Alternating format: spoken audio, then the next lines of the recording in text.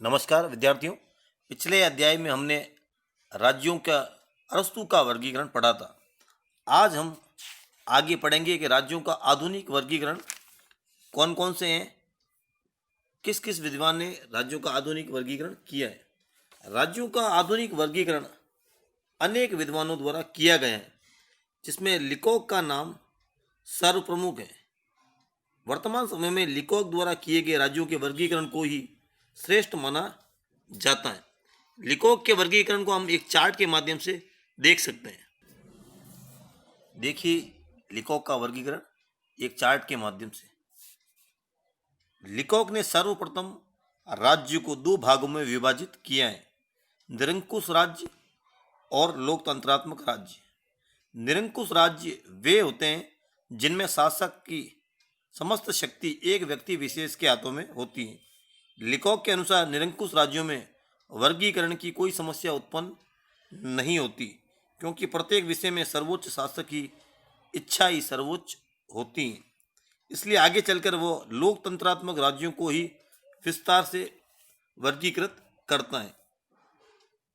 लिकोक ने लोकतंत्रात्मक राज्यों को प्रथम तो सीमित राजतंत्र और गणतंत्र में विभाजित किया है।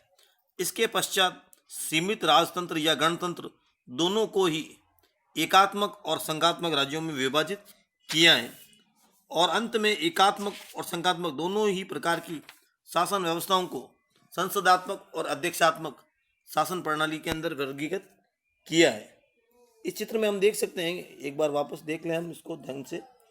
लिकोक ने राज्य को दो भागों में बांटा, पहले निरंकुश और लोकतंत्र, फिर उसने लोकतंत्र को दो भागों में बांटा, सीमित राजतंत्र और गणतंत्र, फिर उसने सीमित राजतंत्र को दो भागों में बांटा, एकात्मक एवं संघात्मक, फिर उसने एकात्मक को दो भागों में बांटा, संसदात्मक अध्यक्षात्मक। संघात्मक के भी उसने दो प्रकार बताए, संसदात्मक और अध्यक्षात्मक। उसी प्रकार गणतंत्र को भी उसने दो भागों में बांटा, एकात्मक और संघात्मक। एकात्मक में भी संसदात्मक और अध्यक्षात्मक, संघात्मक को भी उसने संसदात्मक और अध्यक्षात्मक दो भागों में बांटा। लिकोक द्वारा किया गया यह वर्गीकरण कई दृष्टियों से पहले के वर्गीकरण से श्रेष्ठ है।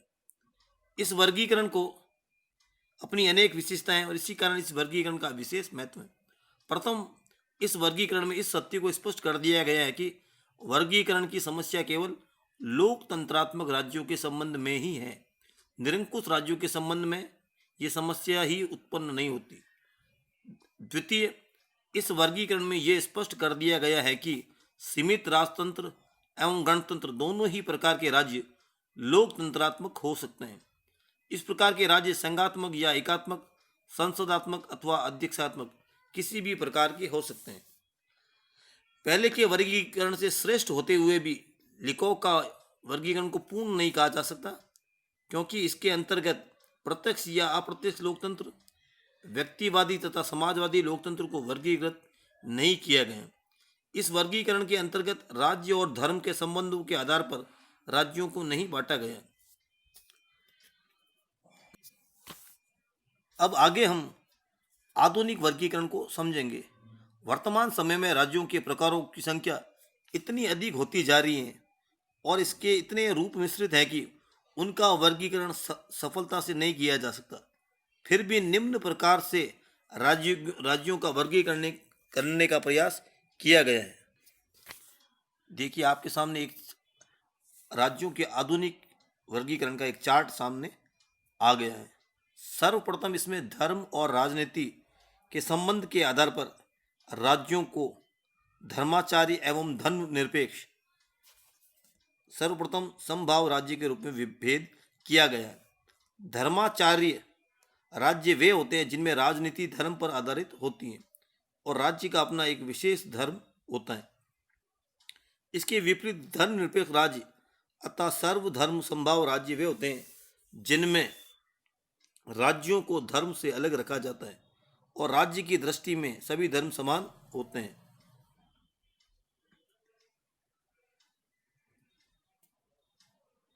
इसके बाद निरंकुश राज्यों का राजतंत्र तथा अधिनायक तंत्र में वर्गीकरण किया गया है। वे राज्य जिनमें शासन वंशानुक्रमोन्नत होता है राजतंत्र कहलाते हैं, तथा वे जिनमें शासक निर्वाचन अथवा सैनिक विप्लव के कारण पदारूढ़ होते हैं, अधिनायक तंत्र कहलाते हैं। निरंकुश राज्यों के वर्गीकरण की समस्या यहीं समाप्त हो जाती है। आगे चलकर लोकतंत्रात्मक राज्यों को 5 भागों में बांटा गया है। प्रथम प्रकार है प्रतिनिधित्व प्रणाली के आधार पर जनता का प्रतिनिधित्व। वे लोकतंत्र जिनमें जनता प्रत्यक्ष रूप से भाग लेती है प्रत्यक्ष लोकतंत्र कहलाते हैं, तथा जिनमें जनता अपने प्रतिनिधियों के माध्यम से शासन करती है अप्रत्यक्ष लोकतंत्र कहलाते हैं। शासक का चुनाव। इस आधार पर वे लोकतंत्र जिनमें राज्य का प्रधान वंशानुक्रमोन्नत होता है लेकिन व्यवहार में अपनी समझ शक्तियों का प्रयोग लोकप्रिय मंत्रियों की सलाह से करता है वैधानिक राजतंत्र कहलाते हैं, तथा वे लोकतंत्र जिनमें राज्य का प्रधान प्रत्यक्ष अथवा अप्रत्यक्ष रूप से निर्वाचन द्वारा पद ग्रहण करता है गणतंत्र कहलाते हैं। तीसरा प्रकार होता है कार्यपालिका और व्यवस्थापिका के संबंध के आधार पर। वे लोकतंत्र जिनके अंतर्गत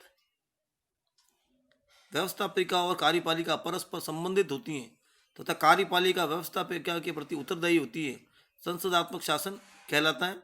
वे लोकतंत्र जिनमें कार्यपालिका और व्यवस्थापिका एक दूसरे से स्वतंत्र और समकक्ष होती हैं अध्यक्षात्मक लोकतंत्र कहलाता है। राज्यों की इकाइयों का केंद्र के साथ संबंध। चतुर्थ प्रकार वो प्रकार है इस आधार पर वे लोकतंत्र जिनमें राज्य शक्ति पूर्णतः केंद्र में केंद्रित होती है एकात्मक लोकतंत्र कहलाता है, तथा वे लोकतंत्र जिनमें राज्य शक्ति का केंद्रीय सरकार और इकाइयों की सरकारों में विभाजन होता है संघात्मक लोकतंत्र कहलाते हैं।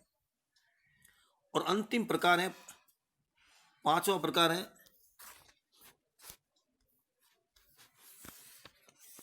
आर्थिक व्यवस्था के आधार पर।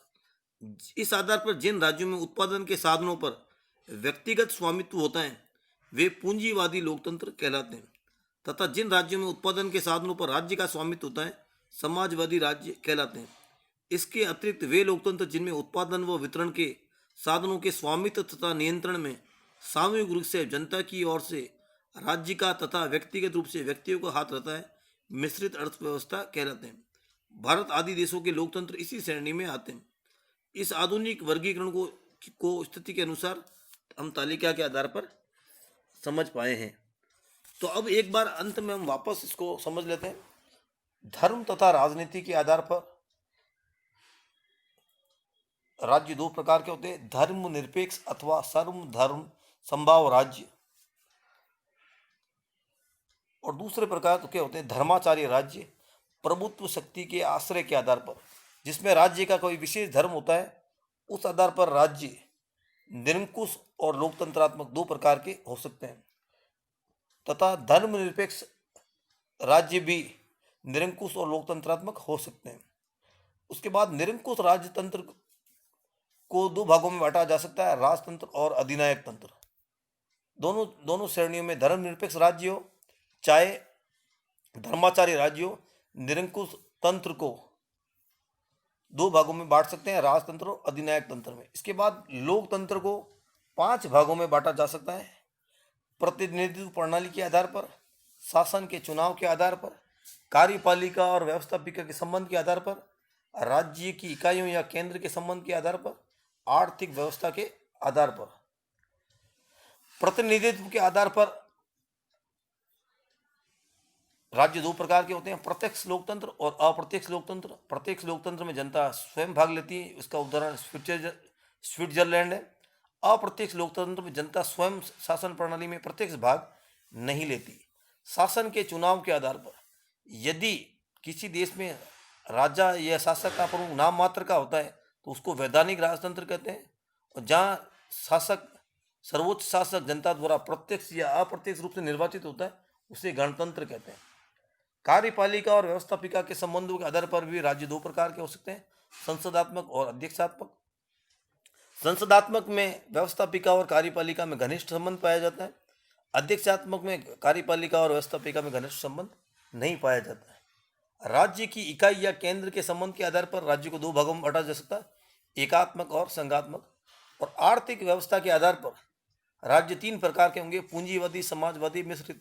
पूंजीवादी में उत्पादन और वितरण के साधनों पर व्यक्तिगत नियंत्रण होगा, समाजवादी में राज्य का नियंत्रण होगा, मिश्रित में राज्य और व्यक्ति दोनों का मिश्रण पाया जाता है। भारत इसका उदाहरण। तो इस प्रकार हमने इस अध्याय के माध्यम से देखा कि राज्य के अलग अलग विद्वानों ने अलग अलग वर्गीकरण किए। अरस्तु द्वारा किया गया वर्गीकरण परंपरागत रूप से महत्वपूर्ण माना जाता है, जबकि आधुनिक वर्गीकरण जो हमने इस तालिका में देखा है उसको महत्वपूर्ण माना जाता है। इस वीडियो को आपने ध्यान से सुना, इसके लिए आपका बहुत बहुत धन्यवाद।